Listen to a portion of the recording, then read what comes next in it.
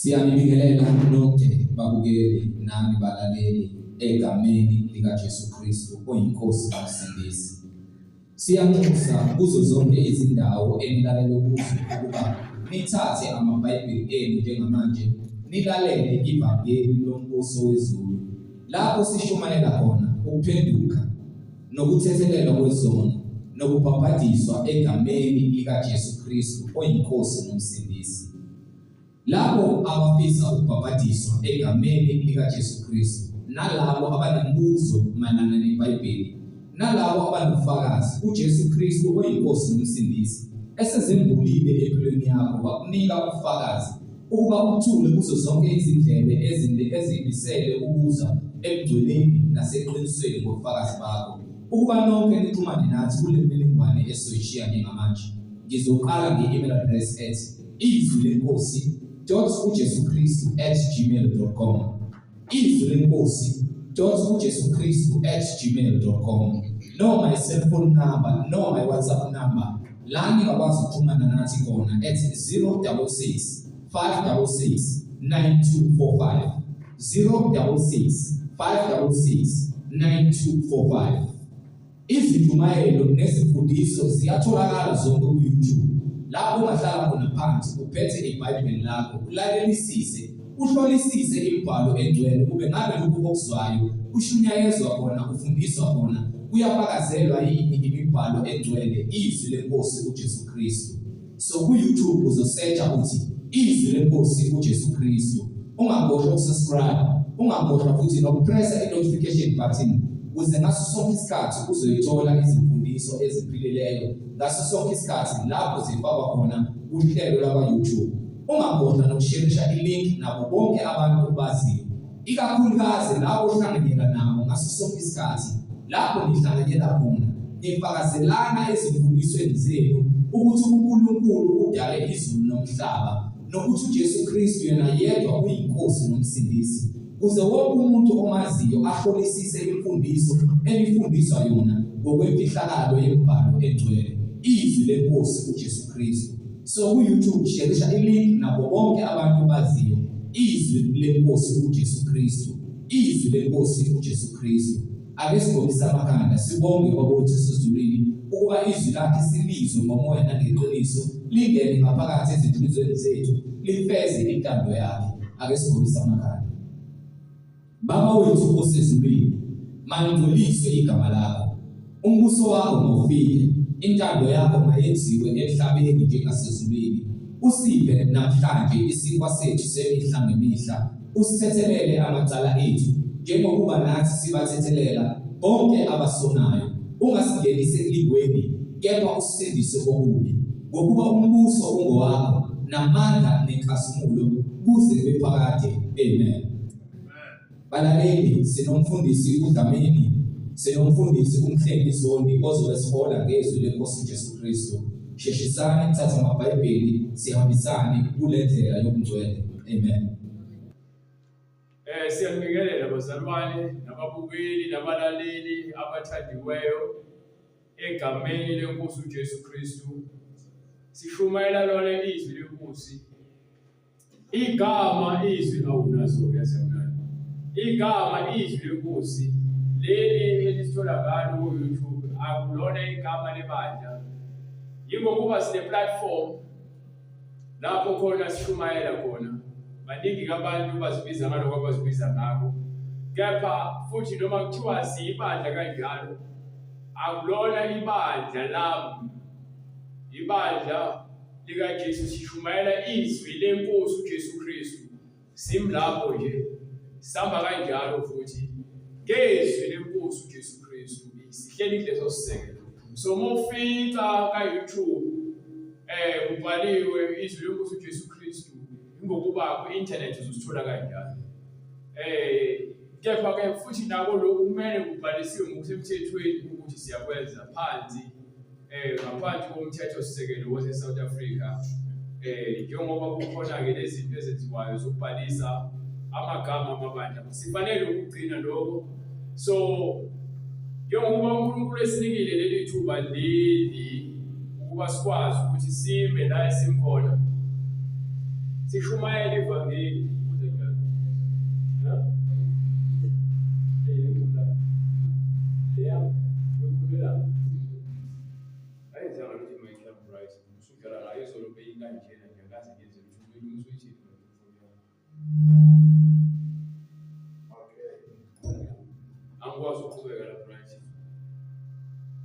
Siyaxolisa bangcwele. Sisundays eklabeni usathana azama ukuthi afike umsebenzi. All right.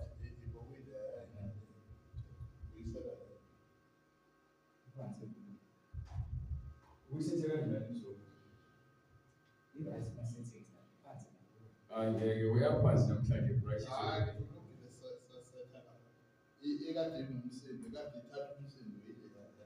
Oh. Le bright. Le lapha ma uyishile maya. Oh.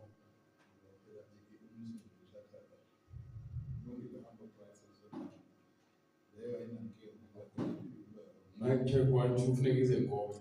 Mic check 1 2. Manje ngiyakuzondela ngilokho ngiyakaza. Ngiyakaza too much, ngiyakaza too much.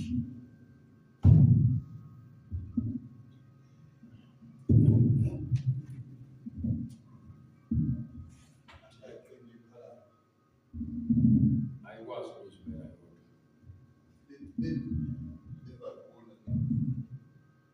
Mimi mafuni ibheke phezulu manje ngiyadila. Ngiyehlisa ukwehla kakhulu. Wenze njani? Right, ngizoloku usethe kanjani? Bazalwane benkosi ke njengoba sisho ukuthi akuguquki lutho ngegama likaJesu Kristu. Akuguquki lutho. Okumile kumile kuze kube phakade. Siyambonga uNkulunkulu ngendodana yakhe uJesu Kristu. Asimisele yona ukuba sikwazi ukuwela kuye uNkulunkulu. Size sifinyelele kuye ukuba siya kuye ngayo uJesu.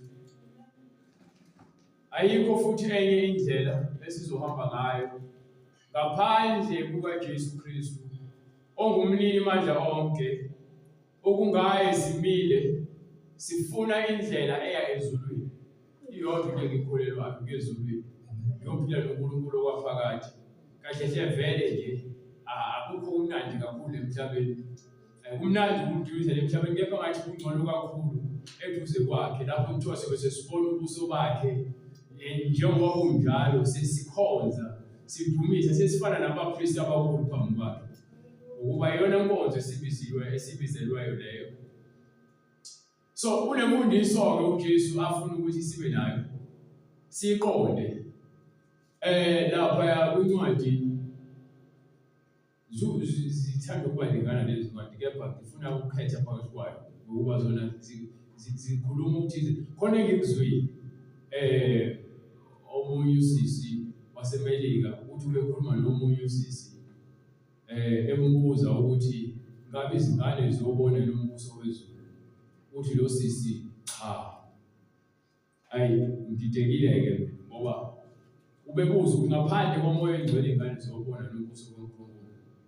Kepha impendulo yakhe iphambene nale yezwi kaNkulunkulu.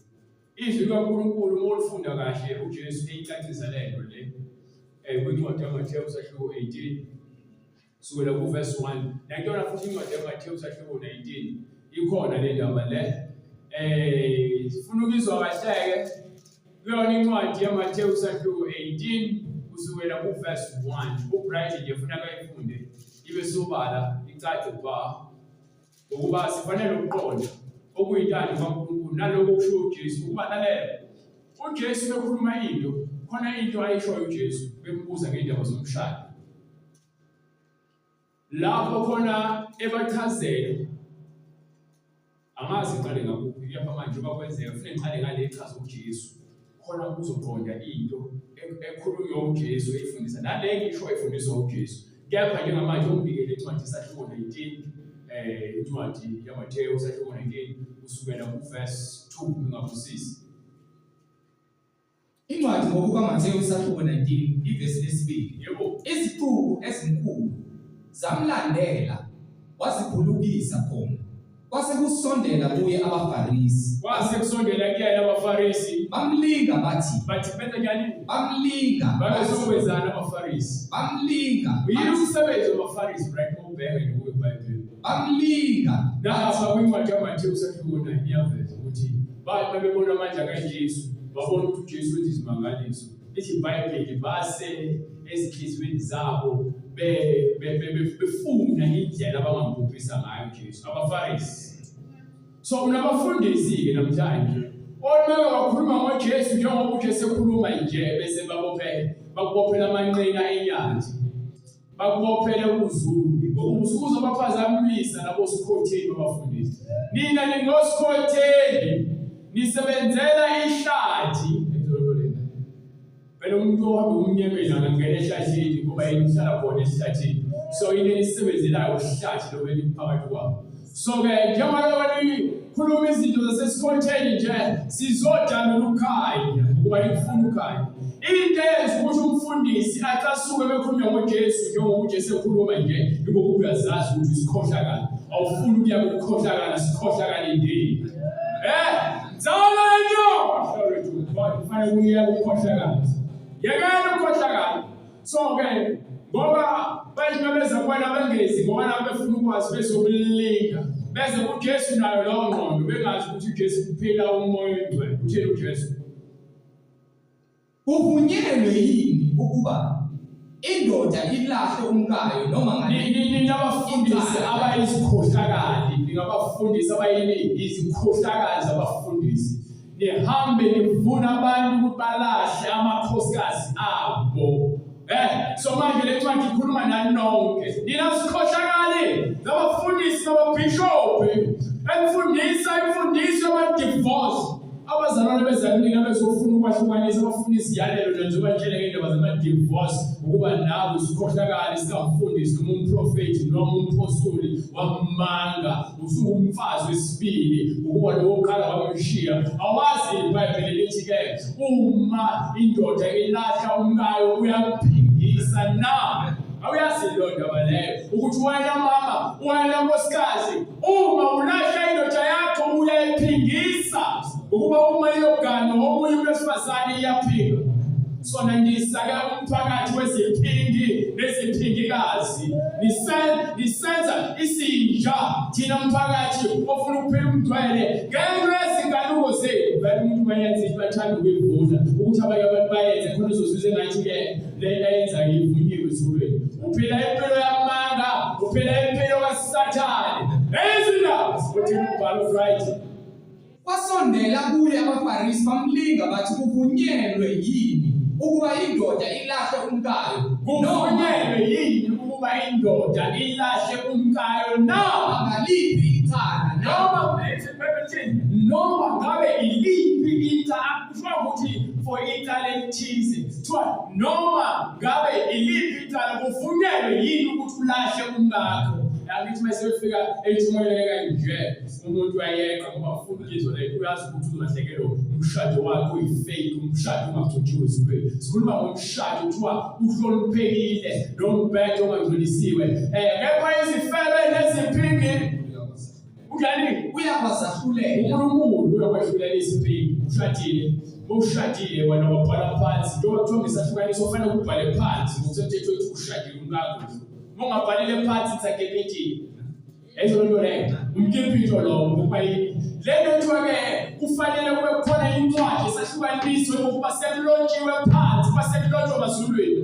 Ukuganana makuhlonishwe yibo bonke. Thina sonke ekumele uthathe ingane yakho inikela kamfana eceda izalise bese ngoloko athi akasayifuni usefuna uthathe omunye umfazi akathathile nxamalobolo sekuzoba nabashana la ekhaya yawo nabazukulu abangenalo inkubo ngenxa ukuthi unikele ingane yakho kwisikhohlakala. Ingakho abantu abangcwele kungemnandi futhi kungekuhle ukuthi bathathe izingane zabo bazinikele kuphike kubantu abangakholwa. Ingakho uNkulunkulu ekhuluma noMose ethi-ke ninganikeli ngamahlutshakazi enu labantu labaya ukuba baphile impilo engiphilayo ngoba nizoxolisa lesizukulwane lesi. Hayi ukuthi kurong ukushada. Inkinga nje uzohamba uzinikela kumuntu ongenandaba noNkulunkulu. Uzobelakaza njengamafinyela. Uzoloku uzisolo ukuthi nje mina ngisafuna ukusindiswa yini ngoba amadoda yizinja. Mina ngisafuna ukusindiswa nje ukuba abafazi nje bayizinja. Ngoba yini-ke sizinikela kwimimoya. Awuthathanga ngoba nakho efuna uNkulunkulu, awuthatha ngoba nakho umkhangelane yona nefunde.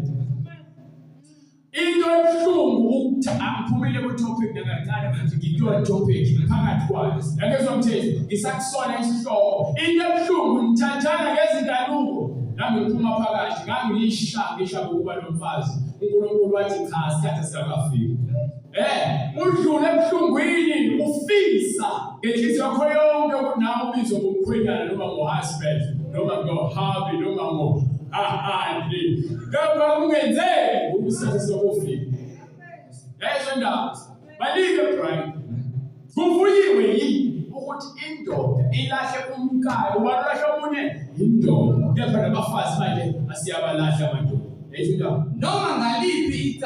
noma ngaliphi icala na waphendula wathi kubo uJesu waphendula wathi kubo anifundanga yini uthini uJesu anifundanga yini wonke wena ukhuthaza abantu ukuba divorce kanti ufunda liphi iBhayibheli wena ushadisa abantu abadivosile bahlukanisa nabanye abantu besaphila abakhwenyana babo uzuyoma nje hayi ngoba la ugaqela ukuthi ubusisa umshado ugaqela imali wavele nishadisa ngemali ezula manje silwa nalo umoya lo ubusangabantu abathanda ukufundisa abantu izinto ezingafunwa uNkulunkulu okukhohlakala alifundanga yini ukuthi owadala eqaleni wabenza owesilisa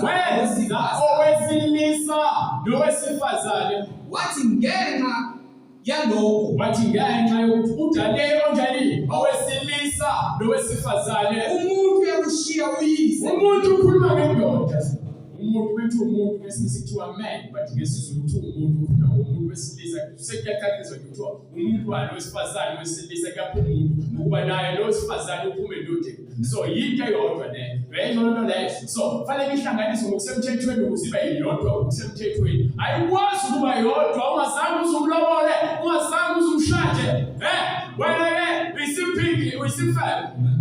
isifebe ngabe wesilisa ngabe wesimanje uma indoda ingashadile ithandana nomuntu wesifazane oshadile iyisifebe lo wesifazane uyisiphingi noma uyisiphingikazi uma indoda ishadile yajona nomuntu wesifazane ongashadile lo wesifazane uyisifebe leyo ndoda iyisiphingi ngifuna ukunifundisa ngokuba abantu balidlule kule iBhayibheli liyadlule kule iBhayibheli lithathe ngesinxele manje ngifuna ukufana nemfundiso efuna uJesu le uthi angifundanga yini ukuthi eqaleni uNkulunkulu wadala ababili owesilisa nowesifazane wathi ngenxa yalokho umuntu yakushiya uyise nonina anamathele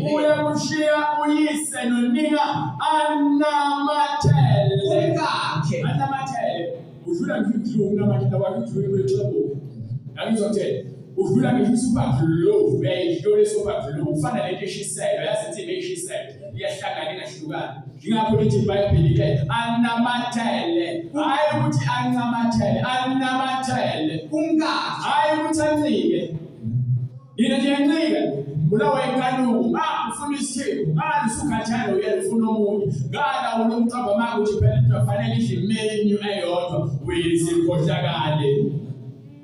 uyisikhohlakala bulawa inkanuko unenhliziyo ende inhliziyo engagcwali umgodi ongagcwali ngakho lapho usizala izingane kufihlakaleni lokho kubonakala izingane wezona yona ingane yakho le hayi yona ingane yakho le angazi mina mntana noma mthembu uyangithuka nkosikazi kanti wena mekuthunyisa ingane ngale bese kuthiwa sebekhathele ukuthi ithuna dlamini ngoba ithuna ijikele bakwethu thuna phela nondaba hayi engane yothula ngoba vele kuyona iyadlamini zikhohlakali vumani abadala enu asinahluleli siyanitshela imisebenzi eniyenza emnyameni imisebenzi eniyenza emnyameni nithi andibavulolwethu kanti uNkulunkulu uyabona ingakho afakile amandla akho ukuthi sikhulume ngazo lezinto ukuba uthi-ke konke okwenzakala emnyameni kuyakujabula okukhanya ngitshela ngikwenze kwamkhosi haleluya manike ngenxa yalokho umuntu yakushiya uyise nonina umuntu uyakushiya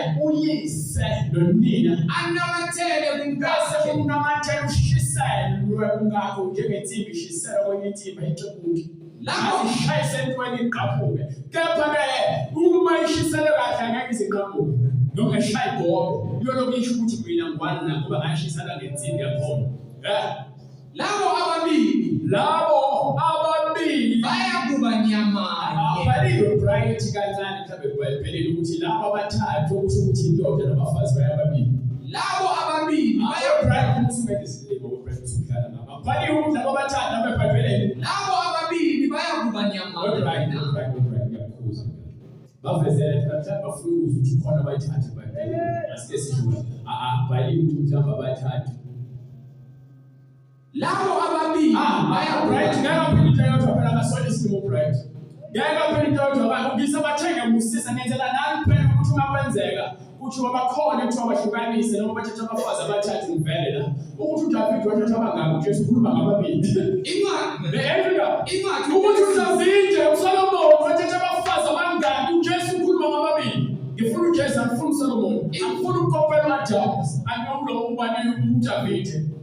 Ngifuna ukukopela abanini uJesu amazwi akhe aphezulu kokwezenzo zikaDavid noma isenzo sikaSolomon. So uthi uJesu labo ababili banyamanye.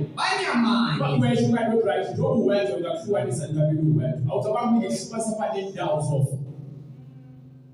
Uthi uNkulunkulu ezafake umoya wokuhlakanipha uSolomon. Bese kwenzeka ukuthi izifebe ezibili zithi zilele esinye isifebe silale phezu kwengane yaso. Bese ifile ingane yaso sivuke ebusuku sithathe lo yomunye ingane ngoba bazale kanye ingane yabantwana. Simnike ingane yaso le efile bese sithathe le ephilayo. Bese vuka lo uyabotha yona ingane yakhe kuthiwa ke uSolomon uyafika ukuthi hayi. Lithini udaba uthi hayi lo munye ngilele wathatha ingane yami nalo munye uthi hayi ingane yami. Uthi uSolomon okay ukuze lento ibe lula thathani inkemba sibe soyihlukanisa phakathi indawo lengane noma bathatha uhlangothi lalo. Lo munye uthi hayi kulungile ngoba yona yakhe ingane futhi wasinkanuko yakhe. Kepha lo onezinseko wazi ukuthi ingane yakhe lo uthi khanga amanini kwayena. Ezo lonto lezo ngoba uma ihlukanisa phakathi indawo ingane yafa. So kanjalo ke bethiwa sinyamaye ngesinto eyodwa bese umfanekiso lento le nje ngesibonelo ngani. Ngifuna nokuqonda ukuthi angeke wahlukaniswa umshado wa divorce nje nifile nobabili. Na divorce nifile nobabili.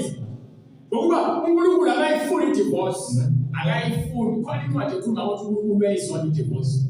Ibhalwe phansi eBhayibhelini. So ke uma uNkulunkulu ethi akayifuni divorce uthi labo asebababili sebeyinto eyodwa sebeyinyama eyodwa. Ngoba yini lanto leyo ukuthi ungene emshadweni ibaluleke kanje. Ukwaziwa ubunqunu bakho omunye umuntu loyo nto ikwenza ukuthi uzinikele kuyena. So uzohamba uzembula bona bonke abantu uyabona ukuthi ulimaza isithunzi sakho.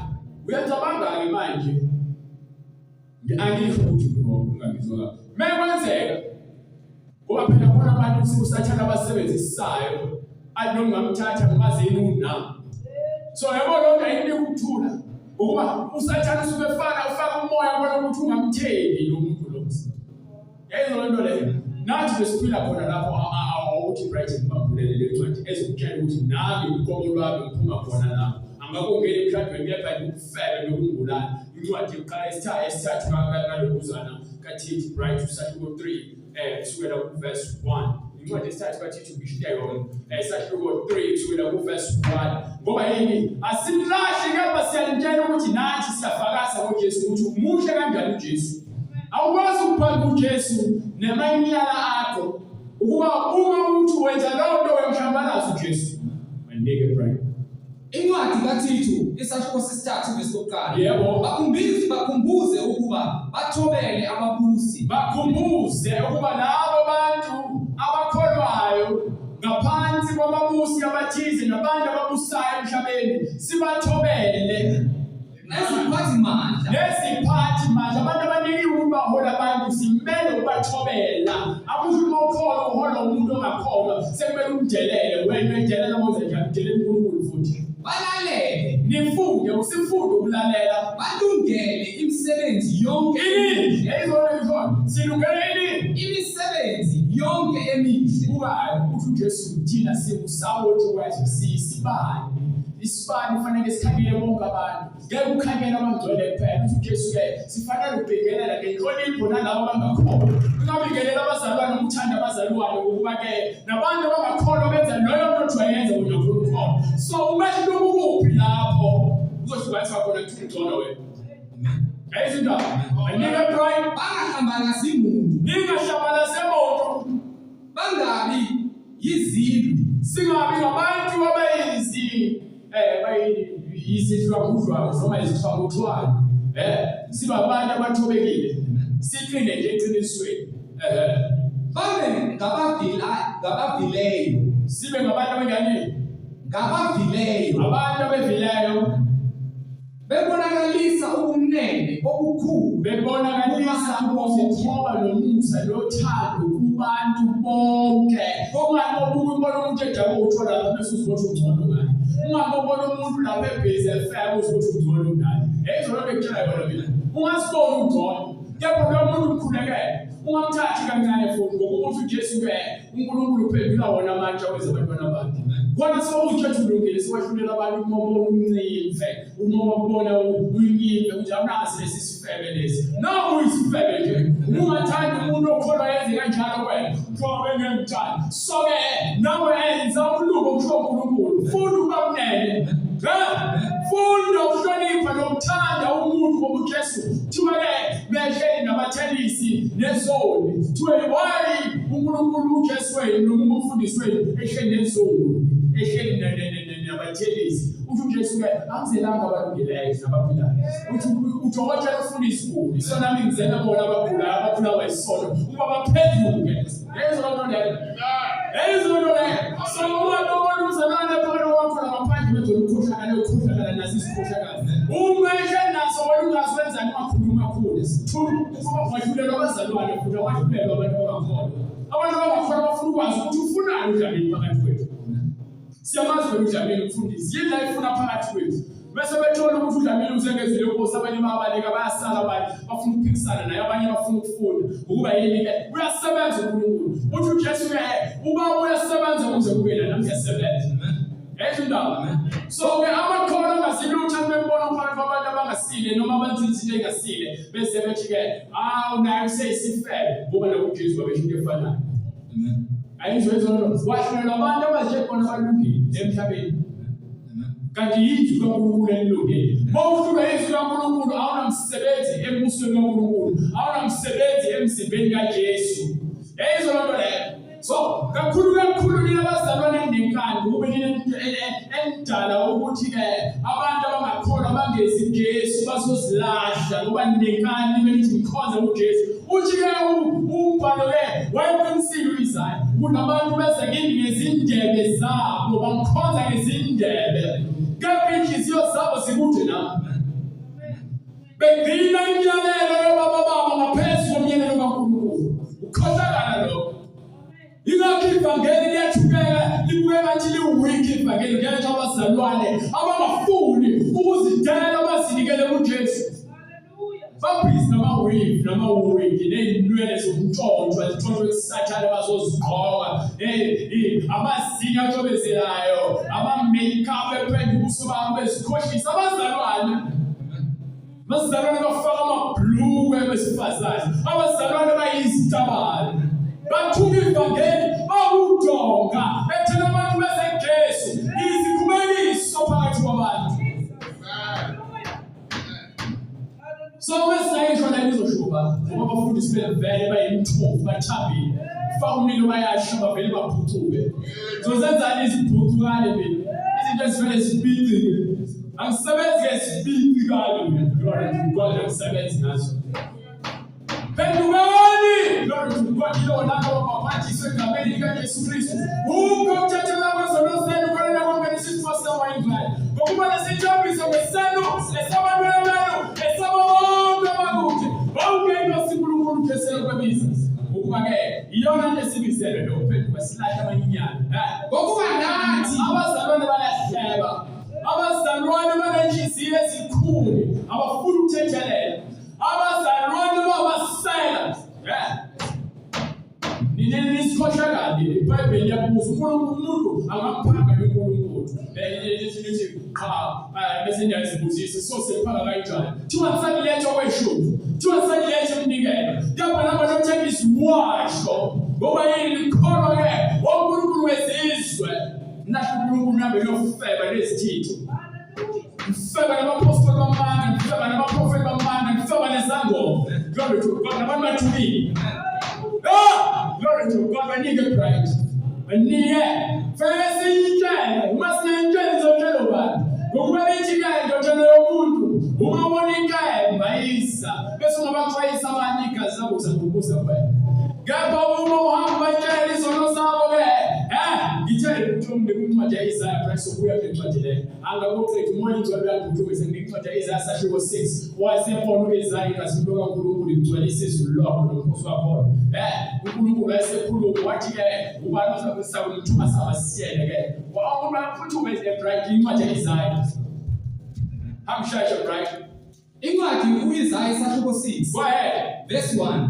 Ngonyaka wokufa kwenkosi uUziya ngabona uJehova ehlezi esihlalweni sakhe sobukhosi. Ubona malini? uJehova ehlezi esihlalweni sakhe sobukhosi. Isihlalo sobukhosi isisodwa ezulwini eziningi. Esiphezulu esiphezulu aphinda kugcwalisa ukuthi siphakeme. Umsila wengubo yakhe wagcwalisa ithempeli. Umsila wengubo yakhe wagcwalisa ithempeli. Ngaphezu kwakhe kwakumi amaserafi. Yes. Yilelo nalelo lalinamaphiko ayisithupha. Yebo. Ngamabili lamboza ubuso. Ngamabili amaphiko lamboza ubuso kaNkulunkulu ukuthi ngabonakali. Ngamabili lamboza izinyawo. Ngamabili amboza izinyawo ukuthi zingabonakali. Lapho uyabona ukuthi sophozisa sithanda ngoba wongenelwe manje. Nangamabili landiza. Yebo ngamabili andiza njengoba u6 amanye avala ubuso amanye avala izinyawo ukuthi manje amthwele andiza uyena osifihlile. Elinye lamemeza kwelinye lathi. Elinye lasememeza iserafu kwelinye lathi. Ungcwele Jehova Sabaoth. Wonke umhlaba ungcwele inkazimulo yakhe. Ungcwele inkazimulo yakhe. Izinsika zomnyango yebo zathuthumela ngezwi lomemezayo. Yebo. Indlu yagcwala umuzi. Qhubeka bright. Ngase ngithi maye kimi. Wethini ke? Maye kimi. Mana ngisho njalo ngithi maye kimi. Ngokuba ngiphelile. Lokhu ngingumuntu onezindebe zakhe. Ngokuba ngizindebe zami zingcolile. Yabo zonke kufanele kuvume uNkulunkulu ukuze akhulungise uNkulunkulu fanele uvuma. Uma uvumi ngeke uzolungisa futhi emlomeni wakho ngeke uphumule kwakhe. Ezindaba manje mina zindebe zami zingcolile. Maye kimi ngokuba ngiphelile. Lokhu ngingumuntu ozindebe zakhe zingcolile. Yebo. Futhi ngihlezi phakathi kwabantu abazindebe zabo zingcolile. IBhayibheli ithi nakwincwadi yaMaroma sasho 3 kusukela kuverse 10 ikhuluma into efanayo. Le levo Isaiah yona nekumele siqonde le bese kubeka ethenda. Ngokuba amehlo ami abonile inkosi uJehova usemavuleka ukugcola kwakho uNkulunkulu wavuma ukuthi mina ngigcolile. Sengize ngabona uNkulunkulu uthi njengoba ethi maye uyakhala ukuthi angifanele nokuphila. Glory to God. Maningi brother. Verse 6. Kepha kandiza kimi elinye lamaserafi liphethe ilahle elivuthayo esandleni salo. Yebo. Elalithathe ngodwawu e-altar. Yebo, e-altare. Lathinta umlomo wami lathi bheka lokhu kuthintile izindebe zakho. So lo Paulo uthi leli thathe e-altare manje. Thatha ukudla itshelwa ngesandla ngoba yeshisa right. Izwi loNkulunkulu uzogezwa ngalo. Hallelujah. Glory to God together. We are clean. Ukuthi manje uzokhuluma indaba ezinje. Ngayizona la umzalwane ukhiphe sonweni. Umzalwane uzonifa uJesu. Ngalesi sikhathi uzogezwa kamoya. Manje labo uzogezwa inhliziyo yakho ngomoya ovela ezulwini. Nakuthi umduduzi.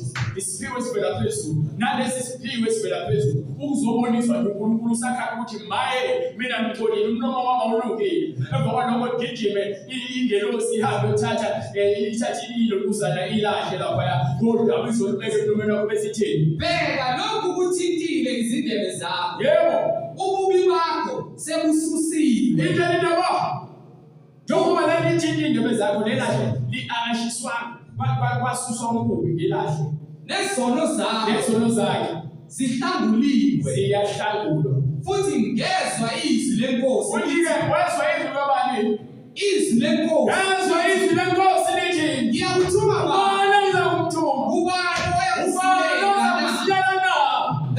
ngasengithi bheka baba mina ngithume uzohamba abantu thuma mina uNkulunkulu thuma bani thuma mina usiyela bheka nangu mina ngithume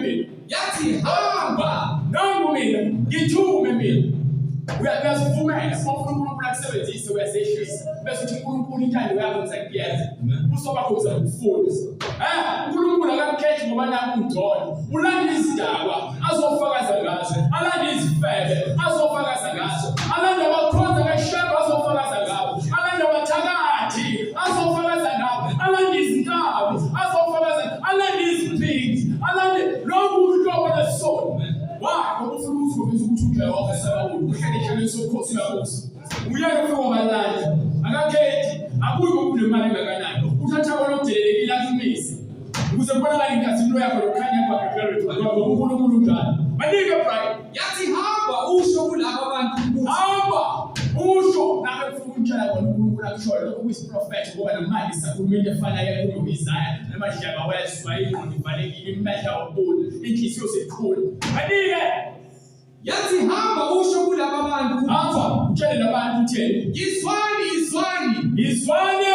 izwane kepha ningakho kepha kekhona into abakutheni izwane nyangezwe noma makuphi lehlabeni angobe lespeaker siyamnyama bebezozwa kahle ngithi mina izwane lokuqashile ngamaroba ngeke akusize ngalokho lokutashile ngeke ngezayo ngeke zikusize ngalokho kusho umatasha ngaphansi kwesithuthi ufaka amathixo ngeke kusize ngalokho kusho umatasha ngezibhathe ezinto eziyokhuluma ndolweke kusize ngalokho umatasha lapha esiphandleni emsamu ngeke kusize ngalokho ezindaba ngoba yini uNkulunkulu uthi yeke uyabona ukuthi yezwane mina ninenkani abantu othamakhulu inhliziyo zabo zigcwele isimende ziqinile bangamela ukhonza uSathane nokhonza umdali wakho bangamela ukhonza isithixo nokhonza umnini manje onke ezolonto leyo bakuwawa ama-branches izwane bayeke break bathole kufanele expect leyanto khona kwa bese ungavuleleka nento leyo esafuna ukuyikhuluma incwadi yaMateyu sahluko 19 sikhuluma ngomshado besisambulele ukuthi uNkulunkulu uyathumana mina ngivumela ukuthi angithume so anginakwesaba nje ukuthi umuntu uzothini anginakwesaba isibhamu sakho anginakusaba umkhonto wakho angisabi nomuntu wakho angisabi nayo yonke into wathi ungangisabisa ngayo ngoba yini into ongadini ukuyithinda inyama umphefumulo kaJehova ezindaba ngishumathakatha uzwe ungqoqo wezokuthakatha wengqwele ube namajazi ngishumabulala uzokuthwala izitifiketi zokuba ubuyini unedoctrine yokubulala kepha nomphefumulo wami kaJesu ngakho ngimvuma ithi lo uyamphika phambi kwabantu ngizomphika phambi kwabantu ezubeni nephambi kwezingelosi kepha lo uyamvuma nami ngiyamvuma ngimvuma phambi kwabantu angisabi ngevangeli angisabi uJesu Antoni kuphela nje ngiyasibonga kuyena ukuba silukhulule emaketshani lomnyama ngibulawa inkani ngokuba nathi kade sasiyizibubu nathi namqobo lwami bese sithi ke nabazalwane sinabo la nathi sonke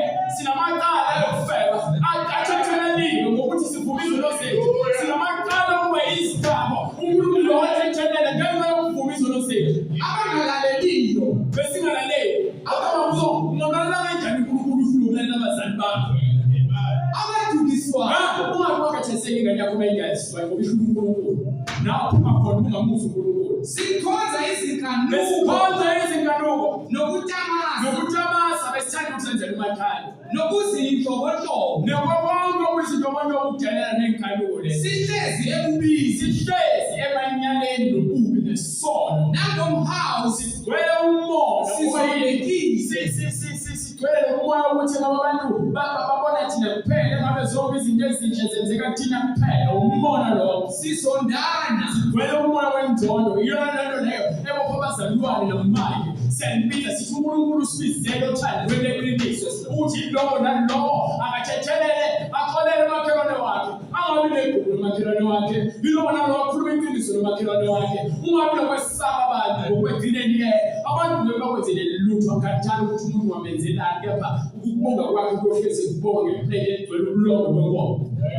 Incwadi ngoMathewu 19:4 waphendula wathi kubo anifundanga yini anifundanga ngifuna ukukhipha lensiya leyo ungezo nabantu abazitshela ukuthi bayalazi iBhayibheli bese befuna ukuphapha leBhayibheli bathi iBhayibheli yaziphikisa no ukuphikisa iBhayibheli ngokugcwele ikhaya ngokungezo lithi iBhayibheli awufundanga yini kanti ufunda leBhayibheli wena usuku wa divorce uthi write a divorce kwakho uNkulunkulu yakwahlulela iBhayibheli yakwahlulela manje futhi wena uyisikhohlakala ezifuthule enkani anifundanga yini ukuthi owadala ekuqaleni wamenza owesilisa owadala ekuqaleni ukuthi iBhayibheli ulizwi wayekhona eqaleni ulizwi wayenkulunkulu ulizwi wayenkulunkulu yena lo wayekhona eqaleni konke kwavela ngaye akukho nokodwa utaliweyo kwazivelela kepha kwavela ngulizwi athi uJesu ngulizwi ovela ezulwini lapho usakhela ukuthi uNkulunkulu kepha ke kuzuze ngoba ukuyena ani wathi ngenxa yalokho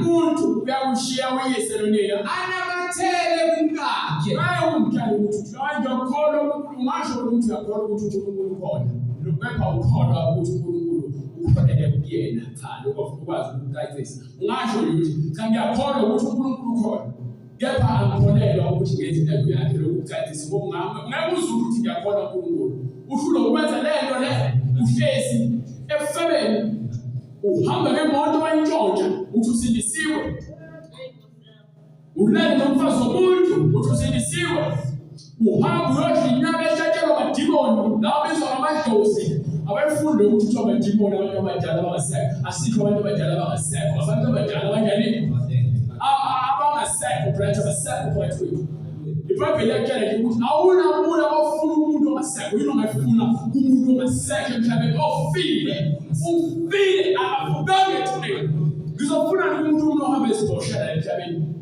wakhula bese ethwakela useyidlozela useyingelo sethu waNkulunkulu yakabosha lapha mama mazomkhohlisa la nje uhambe umutshekile show stroke ngelinye ilanga sengiyokufuna manje kuyena ngifuna ngidele angashayina ukuzikhohlisa asikhulumi ngabantu abangasekho umuntu ongasekho ulinde abantwana akhe ehayidisi noma eparadise la sikhuluma ngamadimo ilawo nobize emsamo iqhubela abantu bakela amanga imaphela abasekho lobethu kwathi ushumshenge abasekho amadimo lawo nohlabela lapha emsamo babiza nihlabela ini amadimo angisho umuntu ongasekho ngikhuluma ngamadimo angesimo uNkulunkulu ophela ungenasikala wenaspect umdalo wezinto zonke uyafuna kumadimoni angesimo uNkulunkulu ethelele njona mfana unahlonipho unabantu abangasekho ante amadimoni abasekho ngoba ke baba moya phela kalona idimoni baba akakazi abe idimoni yathi uma udimoni wamphathi baba uma udimoni ngeke yekele ngithi hayi uNkulunkulu yakwahlulela cha imisebenzi yabonakala ngomunye womsebenzi umkhiqizo wasemfebeni ubaba owazalayo angimahluleki sengifuna ukuthi kepha yena kalona udimoni baba ngoba nami sengihamba ngafela ngiyothi njengotshwala enkani ngiziphilela umathanda bengibanjwe idimoni kwafika uJesu ususa amadimoni bese ngifile bengafili idimoni lithi iBhayibheli idimoni liyakhishwa umuntu akakhishwa wena uthi umuntu uyomusa kwelinye ikhishi umthatha ethuneni uyamfaka endlini namanje angabanami lomphathi umphefumulo womuntu uphathe umphefumulo wakhe umsamele ukufa uyasaba nokufa ubalekela esinyangeni ubalekela kwisangoma ubalekela kodokotela ngokusabaleni ukufa so ungaphatha kanjani ukufa wena bahlabela amadimoni angesimo yababa yabona umuntu befuna ukulapha kufanele athi kusawulo ukufaka esilondeni ihle kubaba lapho kuze kuye kuwopha noma ngithatha intimbi bekuthi uyawupha mhlawumbe unqamke ingalo ufike ngishise intimbi phela uzokubala la intimbi ukuthi ushiya ithambo lingasakhiphi igazi umfimbo ongcono kuze kuphole kuhlawula umoya isilo silo nokupholisa kepha siyalimaza uNkulunkulu ulimazile futhi uyapholisa so konke sikwenza usikwenza ngamandla nangegunya sinyuko uyena siqeda umoya wamanga obaba bethu siqeda umoya wamanga kogogo bethu nakokhokho ukuba lensila ilobe ngiwile iwela kwisizukulwane nesizulwane ngeke fanelise kule tempeli uNkulunkulu ngakuthinta uyaqala kwambulela ukuthi lento ehamba iyafunda amen sokuphelele ehlati nabanye ehlani babo bekuswayini bekuyisokuthi abafuna ukwenza uNkulunkulu bathi bafuna ukwakhela ithole bafuna ukwakhela uNkulunkulu abazibahola anguholo isithombe ngihlala phela nje ngenxa kaJesu ngeke uholwe nje umoya umuntu ongasekho ngihlala phela nje ngisho 100 times ukuthi ke baba yaphila uJesu ushoba kanye kusabhaliwe eBhayibhelini uhofa inkani ayikubeka pride isifuna kwambula insila ezonto leyo ukuba nithi ngamaRoma kepha nihamba niyokhonza lapha bese nikhuluma izivathi ngihambe niyohlala ezithebeni zamadimoni niyahamba niyohlala ezithebeni zamadimoni inga uthi uJesu oze kumina kuba udonsa ubaba obizo uJesu uzolahla izivatho alahla amarosani ayakamaza kusisiwa ayakumthaka wasawoti ayakumnikela for imisa uzokuyeka lokho ngoba yethofu uJesu thathi nasibena ngokuba lana nempola amaroma izokundubisa izongivuna emanyane enu niyathanda vela amanyana namhlanje sihlangane nosisango sithi vela abantu bathanda ukudlala siyalazi ukuthi savuma isango sithi asibathukise ngoba bathanda ukuduka vele basebenza imali thanda izinto thoma thanda izwe nezinto eziphakathi ezweni kuba siyadlula zikanyuwe amehlo kanyuwe inyama lokuziphakamisa nokusigabisa kwalelizwe kubeka bright incwadi ngokuka Mateyu 19 verse 5 yebo wathi ngenxa yalokho umuntu uyakushiya uyise nonina awuthamba ngikhuluma ngendaba zomshado kepha uNkulunkulu uyangifaka ngama-quote ngifaka zonke stage ukuthi ngashisa lokuncane kuyona indaba yomshado kepha nje kugcwaliseke konke ezindaba uthi umbhalo anamathele kumkakhe indoda enamathela kumkayo labo ababili labo nyama ababili bayineke yodwa ezo lonto leyo so uma uthanda uJesu awuniki incwadi yaseKorinte esakhiwo 6 ufuna ukuthi akhona kuvele futhi incwadi le ifuna ukuvezela lokho ifuna ukuvezela ukuthi akwazi ukubamba uNkulunkulu nokufele akwazi ukubamba uNkulunkulu nonsuku nesinemfu akwazi ukubamba uNkulunkulu nenkili nesikhatha awukwazi ukubamba uNkulunkulu nempapo awukwazi ukubamba uNkulunkulu nemakeup awukwazi ukubamba uNkulunkulu nenwele zesibovu noma inwele ezigold awukwazi ukubamba uNkulunkulu nento angayifuni uthi uNkulunkulu wamenza wamdala umuntu waqonda lapho umuntu wazihambela wayofuna ukukhohlakala nihamba nimsukele ukukhohlakala niqala ku-TV emculweni nifuna ngamabhinga wakuthiwa abantu bakaZulu ayahlala abantu amabhinga vele ephula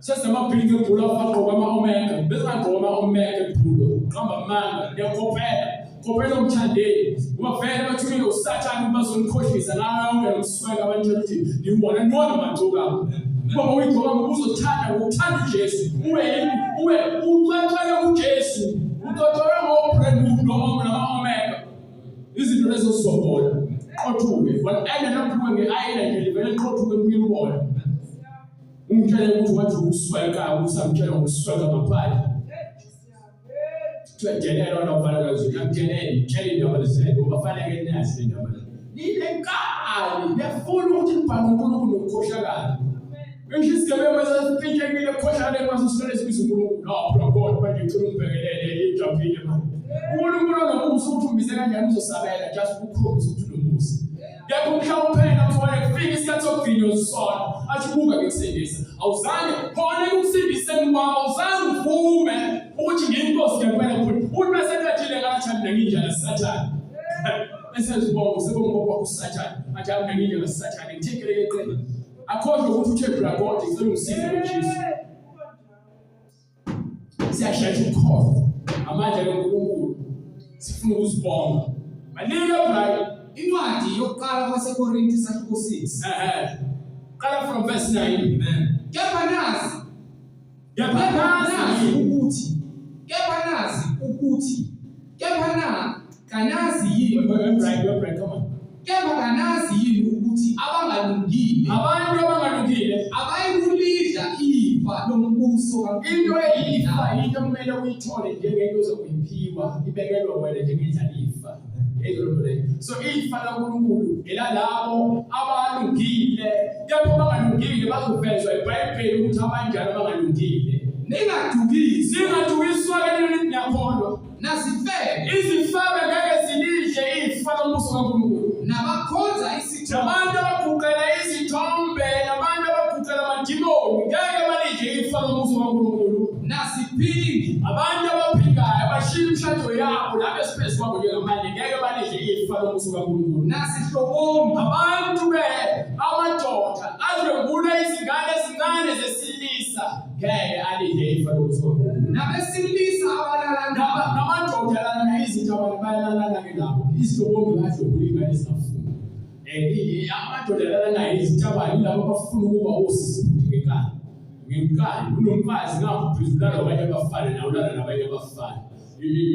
Amadoda alala nayo ukhokakala nayo kanjalo amantombazana abesifazana abalala nayo lishiswa inkanuko njengalungile liphambana nemvelo kaNkulunkulu. Ngisho ungahamba uziqinise kangakanani usawusisi, ngisho ungahamba uzitshebise uzama ukuthi nje uzenze usisi ngokupheleleyo, amahlombe nje aqinile ibonela ukuthi indoda le izindololwane ngazibona ziphashile, isifuba saplane siqinile sigcwele umoya. namasela Abasala ngeke udle umbuso kaNkulunkulu. namahahayi Abantu abahalala abafisa into zabantu nabajophuma ngabo ukuthi ubone ukuthi bonke okuhle kufanele kwenzakalele ingakho ethakatha ukuba yekula umoya womumo lokuhala. Ingakho-ke eshiya indoda yakhe wathi uyolanda uyoyenga indoda yomunye umuntu wesifazane wayiphutha yona ngoba nakho ebona ukuthi kufanele ekuthengele yona izimoto nezimpahla ezinje. Uyahala nalowo shimo ngakhe wagijimela abanye abantu besifazane uyahala ngeke asengele kuzo naye uNkulunkulu. nasidakwa Izidakwa kusho iBhayibheli. iBhayibheli alilahle liyakutshela ukuthi usanethuba njengobuzwa ukuthi izidakwa azingeni ezulwini, kepha-ke uthola ithuba lokuthi ubazi ukuthi-ke ngeke usungene musathi belokudaba utshwala. nasithuki Izithuki abantu abathuka intaba abathuka uNkulunkulu abahlambalazayo ngeke balidle ifa lombuso kaNkulunkulu. nabaphanga Nomculo lo lalelayo abantu bethukana umculo, nina niyajabula niyamthemba umculo wabo nokukhuthaza umkhubo omasile wokuthi abantu abathukana. Nani-ke nihamba nabo, ingakho uthula impumputhi mayihola impumputhi zombili ziyaphakathi emgodini. nabaphangi abayikulidla Abantu abaphangi abanye abantu nabaphanga amabhenge nabaphanga izimoto izigebengu futhi athola babeza amarobhani ngeke baze balidle ifa lombuso kaNkulunkulu. babe njalo abanye kini Nami ngomunye phakathi kwabo lapho wayenjalo kepha senahlanza njengapha ngokuthatha uJesu ngasengihlanza inhliziyo yami. uJesu uhlanza ngokuthi akutshele ukuthi-ke lunga, thanda umakhelwane wakho njengokuzithanda, funda ukwabela abanye, funda ukuzithoba, funda ukuxolela, funda ukuba nomusa, ovakashela abagulayo, ovakashela ababoshiwe, ubanika amanzi. Ngisho isitha sakho sifika sithi sincane usipha amanzi esilambile usiphakele ukudla. uJesu uyahlambulula inhliziyo yakho, ufundise ukuthi-ke uphila kanjani kule mpilo yobungcwele, ukuba-ke akungeni lutho olungcolile kuyena. Aluthi ngaphandle izifebe, izinja, ababulali, abathanda ukwenza amanga nabathanda amanga bahleli ngaphandle. Bese ngaphakathi kugcwele abangcwele abadle futhi nokuphila bathola ukuphila okuphakathi, futhi abangeni ngophonjo, abangeni abeyikuthalo, bangena ngamasiko okuvulelwa bona abalungileyo. Ezindaba senangcweliswa sesangcweliswa, senalungisiswa salungisiswa ngegama lenkosi uJesu silungiswe ngegama. Likhona ukuthi uJesu Kristu inkosi umsindisi wakho wavuka akabonanga ukubona. So angikwazi ukukhala kushaka ngokushaka usagcwelithuli ukubonela umsaba amathaba omhlophe lokuthi ayamamhlophe amathaba ngaphansi kwethu. Ezindaba njengesayo sambi ofuna komkhulu nokhokhe ngabazi engathi ukuthi ukukho kwami ezindleleni sengizwa ngezithakazelo kwakhona olondaba ugagashi mhlawumbe eshilo manje ngizacusula yesu ngazi lokho nje kuphela ukuthi indodana yakhe kepha ngikwazi ukuyakuyena ukuba yini wafa zangavuka zethu.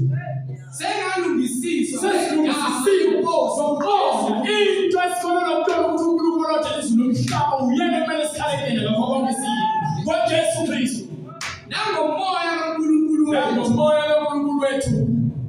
Ezolondole isiphelile iphelile sahloko 6 Isiphelile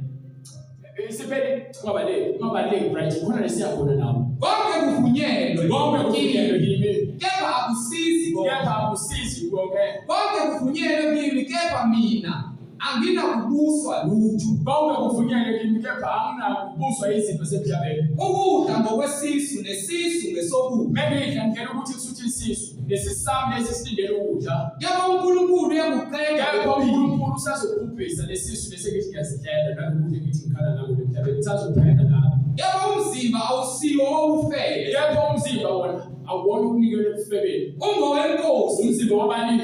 Ungowenkosi. Ingakho ngithi bakwazi ukunikela umzimba wakho kunsuku.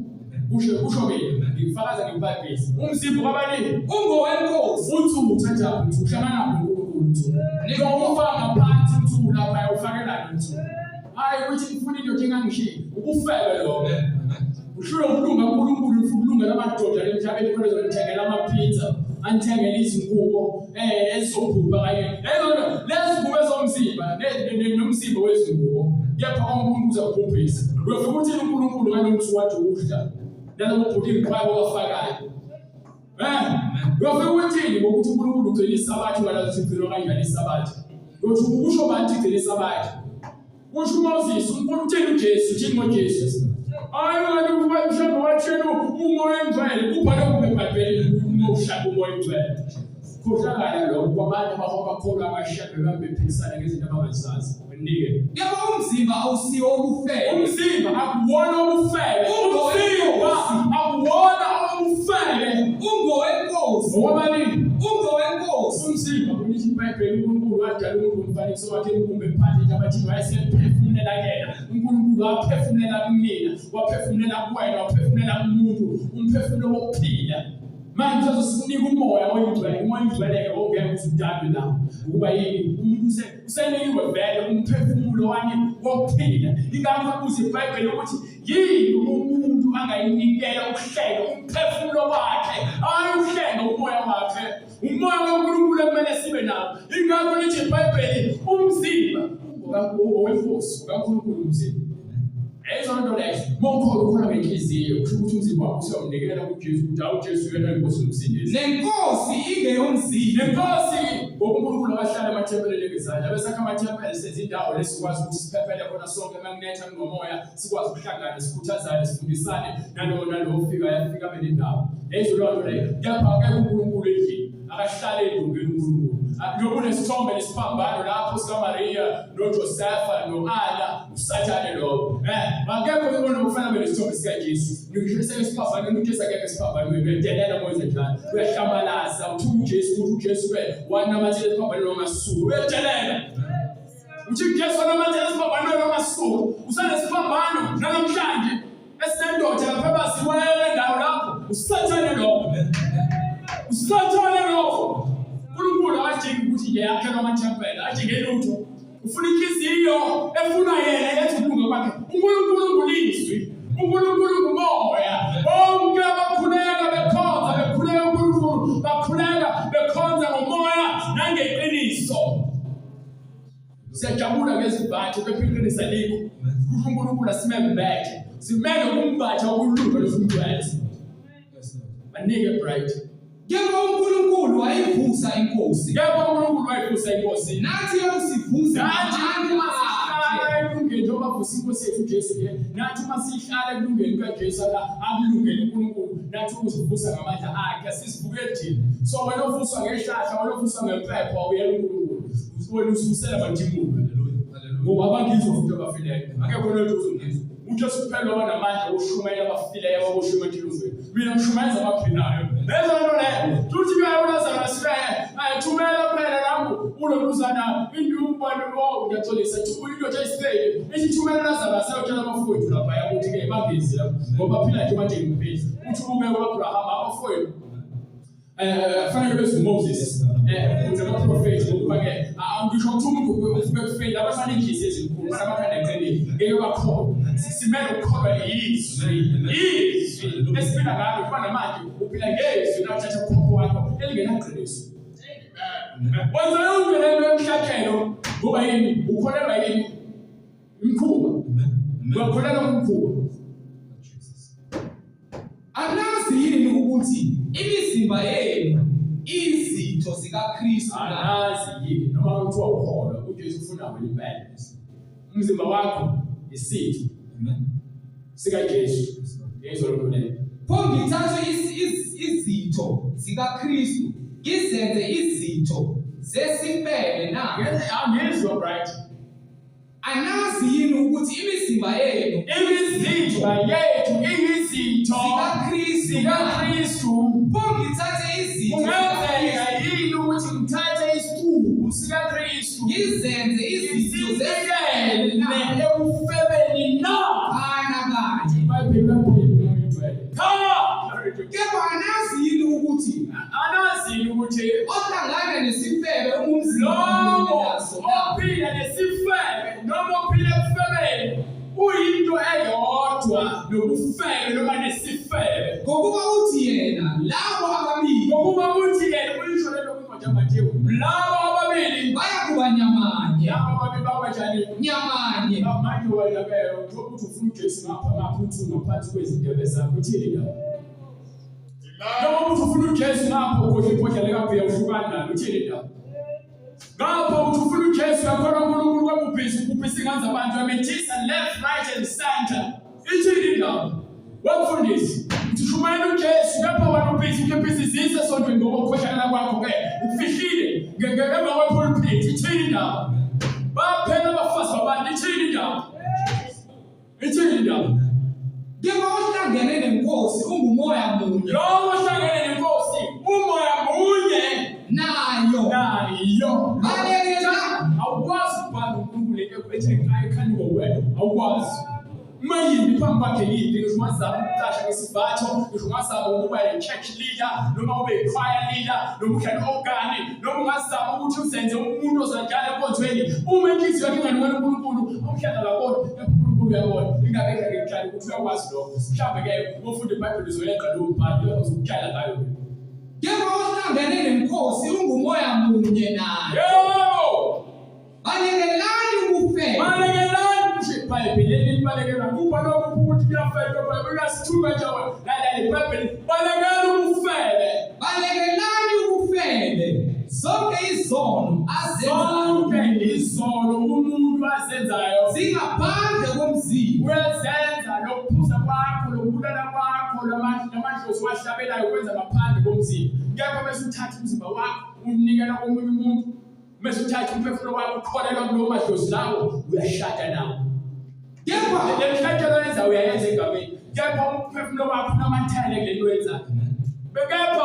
Kepha uwenza ubufebe wona owakhe umzimba. Wenza njani? Wona owakhe umzimba. Sophuma-ke mthethweni. Dadewethu mfowethu. Nawe baba. Nawe gogo.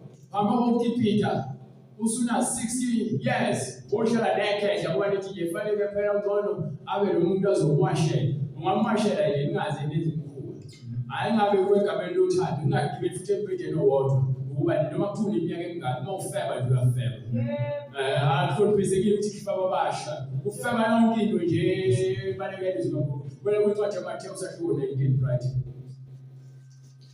Sahluko 19 verse 6 uJesu alifundanga yini? Ukuthi laba ababili mase behlanganiswe bayinto eyodwa. Ngoba eqaleni uNkulunkulu wadala kwakubili. Wathi umuntu uyashiya wezinonina namathele kungakhe. Ezila ngakho basebabili kodwa banyamanye. Kubeka right. Ngakho ke lokho akuhlanganisileyo uNkulunkulu uthi-ke umbhalo njengoba iveze lokho akuhlanganisileyo uNkulunkulu umuntu makangawahlukanisi. Akekho umuntu onamandla okwahlukanisa abantu abahlanganiswe uNkulunkulu. Akhathali ukuthi ngabe ufunde kangakanani noma umahluleli noma ngabe ummeli abantu abadivozayo. Awukwazi ukwahlukanisa. Ngikhuluma nabantu abasindisiwe nabantu bayakholwa abaphatha leBhayibheli seliphatha sonke. Amabandla amaningi ame ngokuthi yaphatha amaBhayibheli ebhizinisi phakathi abazikholelwa sibeze bazakhela amaBhayibheli abancanyana azosekela ukukhohlakala kwabo ngaphakathi emabandleni. uNkulunkulu uyakwazi lokho. Baningi right.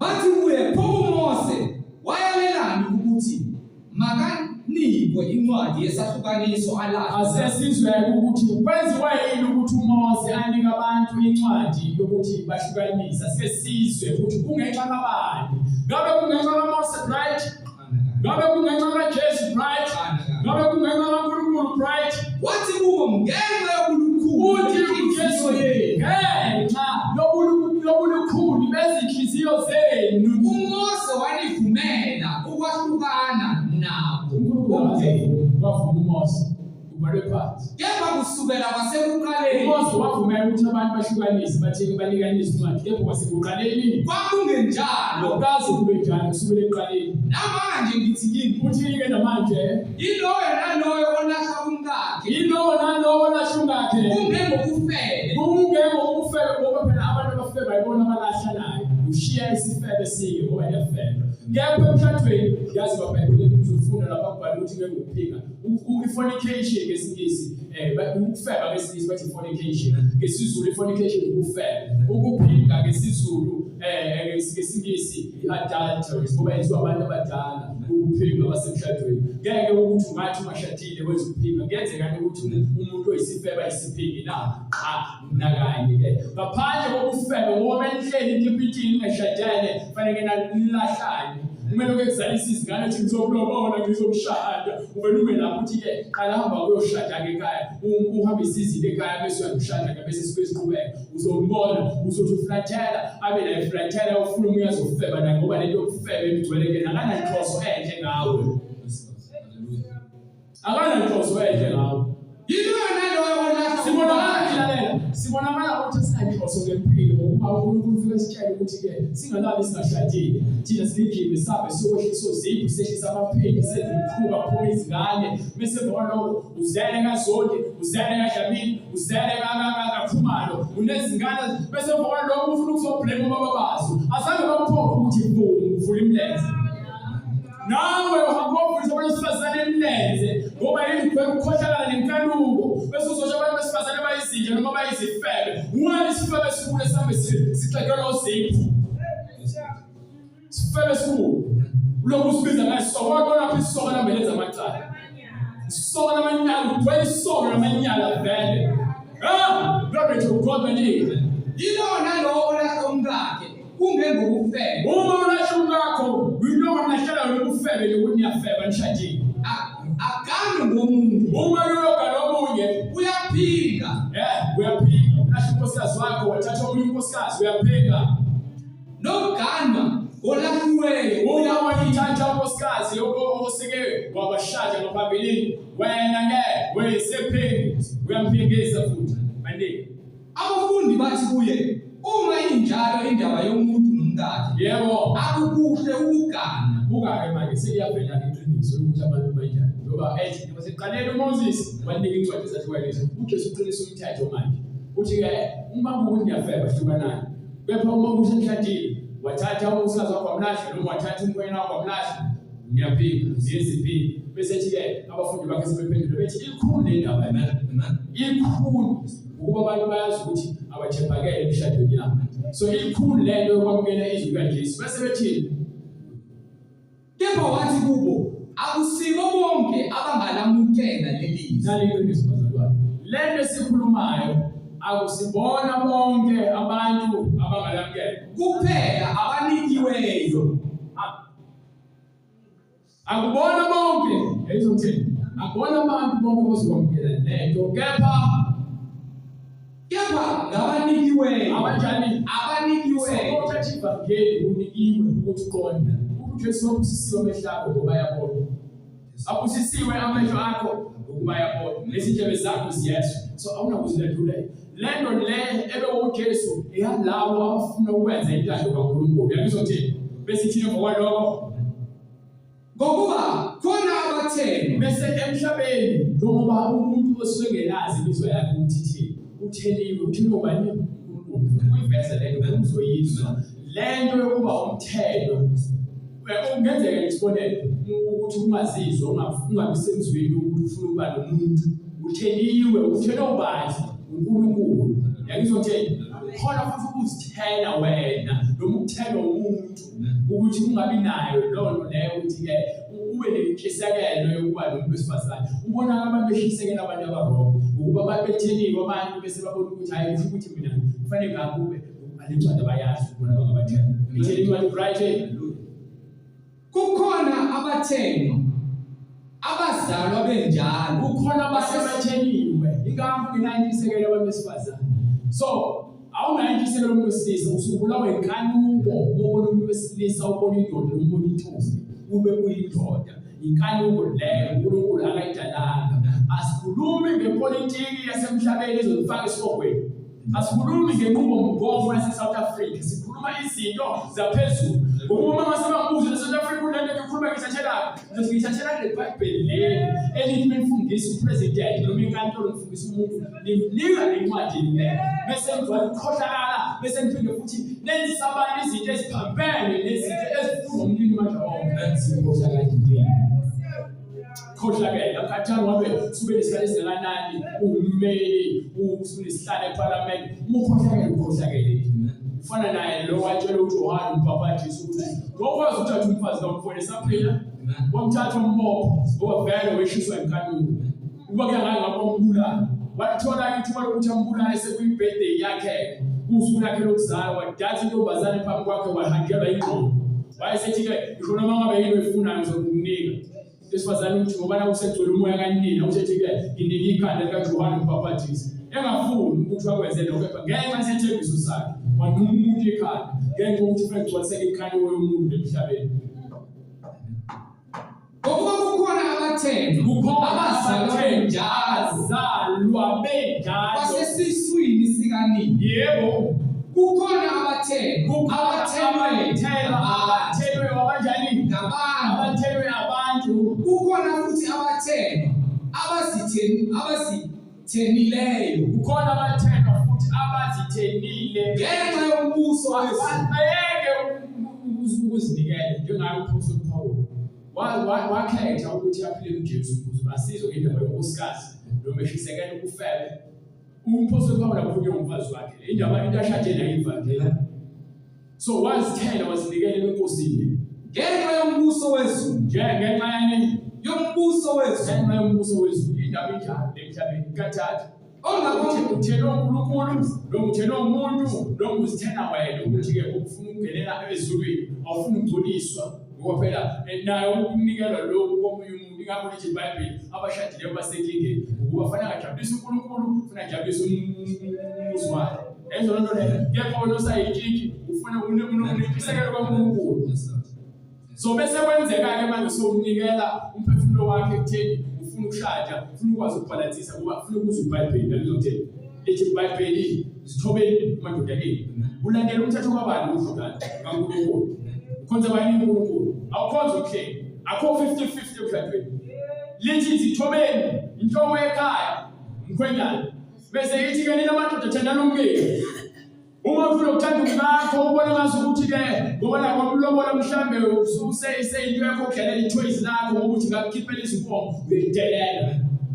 Ungayithanga imoto emva kwalokho uyinike ukuthi azinale kuyona ngoba uyithenga njalo uhlezi uyinakekela ufuna ukuyikhanda ufuna uyihlezi icwebezela ufuna ukuthi iguge nonkosikazi wakho ufuna ukumnika uthando.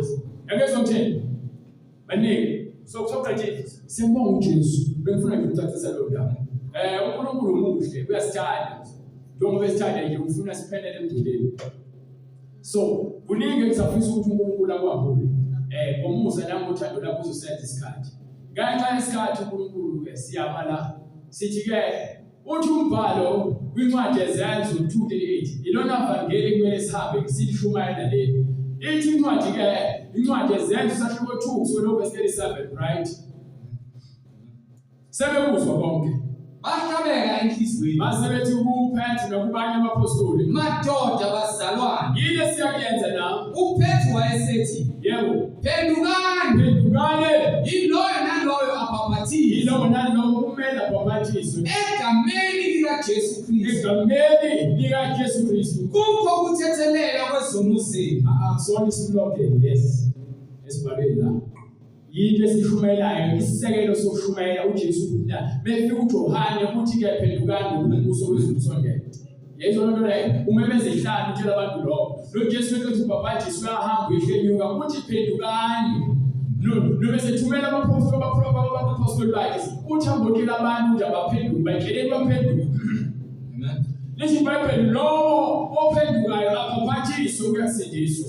Yesu loo nto leyo ayikho enye ivangeli kaNdini ngaphandle kwalento ukuthi masiphenduke. Lahla yonke into engekubalulekile ngishumayela uNkulunkulu engithi akayifundi ngeBhayibheli hayi ngowami noma ngemizwa yami noma mhlawumbe khona into engiyinyanyayo ngibona ngathi ukuthi angizwa cha into uNkulunkulu akayifundi kumele siyilahle. Yesu loo nto leyo phendukane yilowo nani lowo babhathiswe egameni likaJesu Kristu ukho ukuthethelana kwezono zethu khona liyakwamukeliwa isiphiwo sikamoya oyingcwele ngokuba isithembiso ngesenu nesabantwana bethu isaba bonke abakude bonke inkosi uNkulunkulu wethu eyakubabili bafakaza ngamanye amazwi amaningi bayalo betheleni zisindiseni kulesisizukulwane esiphambili zisindiseni kulesisizukulwane lesisiphambili zisindiseni baneka impela ngithi ngokuthi baleka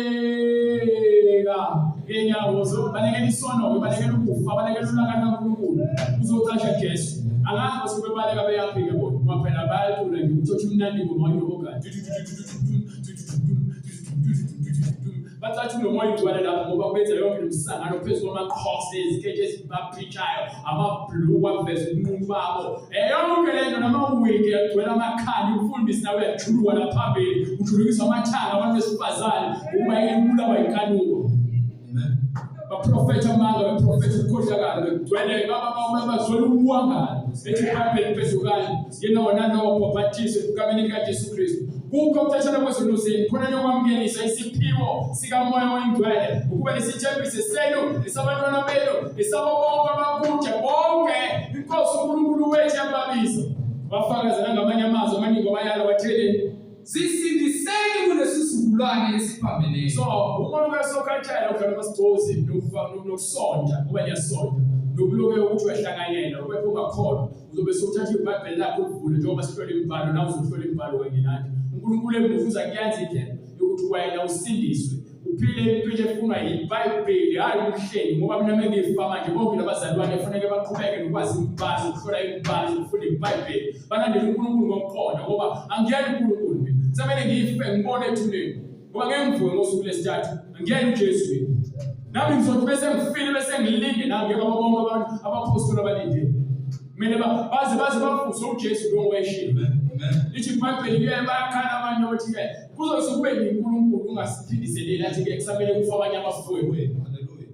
Bese kuyimanje kusamele ichitheke igazi ukuchitheka igazi kufanele lokho bekugcwalisa ukuchitheka kwegazi bese kubulala kaNkulunkulu liyehliswayo lehlisa lethina ngesonke lapho uzosikhatha olehlisela ngaso. So shisekela uphenduka bese uphenduka-ke inamba beyibonayo ku-screen umele ukuphenduka ubhabhadise into bokushibana hayi ukuthi wenzela mina angijabulisi ukuthi ngibhabhadise abantu angibhabhadise abantu right obabhabhadise abantu inkonzo yakhe le ayabela ukuthi ababhabhadise ngiyamemeza bese bethi-ke sifuna ukuphenduka ithi bright ihlala kuyena angimsasazeli so ngimtshale owakho bright ngene emanzini ubhabhadise egameni likaJesu Kristu qala uphile impilo efuna uNkulunkulu ngoba sithola isipho sikamoya oyingcwele sihlala esifundisweni usugcwaliswa bese ugcwalisiwe ngomoya oyingcwele ngokubhabhadisa funa ungene emanzini funa ukugcwalisa yonke inkonzo angizukutshela uzoqala ngakuphi uNkulunkulu azokufaka qala ibani ibona ozongena kuqala amanzi noma umoya oyingcwele futhi umoya oyingcwele ngeke uzufakwe empilo ufake uNkulunkulu ngeke kufake umoya ngoba abafundisi beni bamembeka izandla bese banikhohlisa ubuselo umoya oyingcwele umoya oyingcwele awunike umuntu vele suke kuba namzamamukeliswa umoya oyingcwele uma sengiphila impilo ethandwe mina umoya oyingcwele uyasuka ngoba ngiyena umuntu kuba ngamphiwa umuntu ngendlu ngabe ngifeba naye ngabe ngithi indlu yami nokufebelwa nomoya oyingcwele manje kwenzeka. So uma ufuna ukubhabhadiswa sokhathela ukudlala isono sokhathela ukufudumeza isono lapha ebandleni lokwenza khona uzophuma khona siyanitshela mina ngimfihlele ngiphumana emabandleni amanga ngeke ngitshele ngithi hayi qhubeka uhlale ngithi mina phuma noma kuthi uhlele ekhaya uthi uJesu ke isikhathi siyeza isona manje laba abakhuleka kuNkulunkulu bakhonza ngomoya nangeqiniso asisakho isidingo sokuthi uhambe uhlala kwisinagogu likaSathane ngoba la kuthi baningi bese uthi hayi lithi iBhayibheli nje ningaye ukuhlanganyela lapha lithi ukuthi iBhayibheli ihlanganyela nesono ingakho lithi-ke ningaboshela ejokwenini nabangakhulubani phuma bona ngani phuma noma kuthi uhlelwe sinabanye abashibashibana abanye baseGoli, abanye basePretoria, abanye baseMaritzburg, abanye baseflyhead, abanye baseKZN, abanye bakaNongoma, bagcwele umhlaba wonke, abanye base-UK. Bezizwe bavula imibhalo.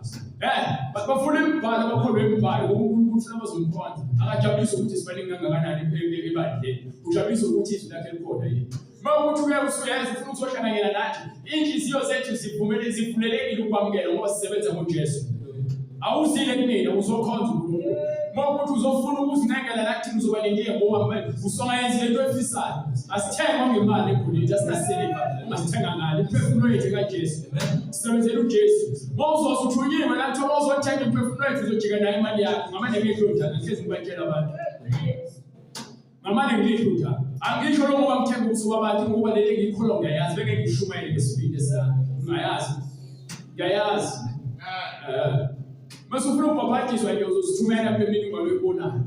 Noma i-email address noma ifone number uzithola ku-WhatsApp noma uzosifonela uzosithola kodwa uNkulunkulu uzoyenza nje sofinyelela kuwena. Kulabo abanemibuzo mayelana neBhayibheli nakhona bayokusithinta ngemininingwane loyibonayo mayelana neBhayibheli imibuzo ephathele neBhayibheli. Ungangibuza usigazi noma ngumfunyana akuhlangene neBhayibheli noma. Ungangibuza ukuthi nawo usigazi akuhlangene neBhayibheli noma. Ufuna ungibuze ngezinto ezineBhayibhelini mina umsebenzi wami ukhuluma ngeBhayibheli bengikhuluma nabantu abazofona kule number lesibekile. Mawufuna ukusithuka futhi uvumelekile ukuthi uzosithuka ngeke sikusole uzogcwalisa inkanuko kwakho uSathane. Lungile uJesu Kristu uyinkosi. Siyabonga uNkulunkulu asigcine siphinde siqhubeke futhi sihlanganyele kuye ngomusa wakhe siphinde sibonane futhi ngale isonto ekseni ngomoya kaNkulunkulu uJesu Kristu evumile. Siyacela mfundisi uvalele ngoNkulunkulu. Baba linamandla liyaphila izwi lakho uNkulunkulu ongcwele. Egameni likaJesu siyabonga Baba thatha udumo ngayo uKristu inkosi ovukile ngobaphilileyo. Siyabonga. Amen. Hallelujah.